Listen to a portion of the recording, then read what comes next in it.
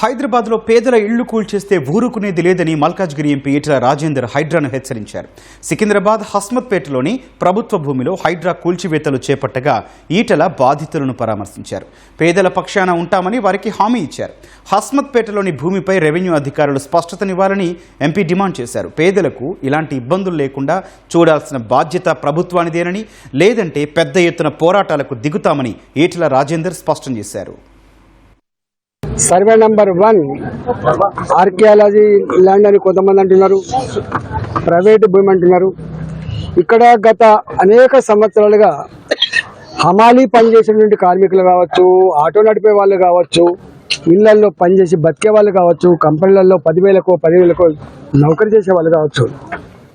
ఇక్కడ తక్కువకు వస్తుంది.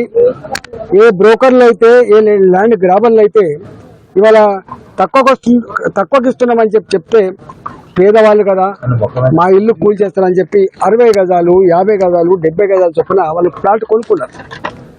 వాళ్ళు ఒక తరం రక్తాన్ని చెమటగా మార్చి ఒక ఇల్లు కట్టుకున్నారు. వాళ్ళు ఇవాళ ఇల్లు కట్టుకుంటే ఇదంతా కూడా ఆర్కియాలజీ ల్యాండ్ అని చెప్పంటున్నారు. నేను ఒకటే అంటున్నా, ఆనాడు లేఅవుట్ చేస్తున్నప్పుడు ఏం చేసినావు నువ్వు? ఇది ఆర్కియాలజీ ల్యాండ్ అని కనపడలేదా? ఇవాళ నువ్వు చేయాల్సిన పని, నీకు దమ్ముంటే నీకు నిజాయితీ ఉంటే ఆనాడు ఎవరైతే ఇది ఆర్కియాలజీ ల్యాండ్ అయినప్పటికీ కూడా దొంగతనంగా లేఅవుట్ చేసి ఇలా అమ్మిండ్రో, డబ్బులు తీసుకొని అమ్మిండ్రో, వాళ్ళ దగ్గర వసూలు చేసుకునే ప్రయత్నించే తప్ప పేదవాళ్ళ ఇల్లు కూల్చేస్తే ఖబర్దార్ అని చెప్పి హెచ్చరిస్తా ఉన్నాం.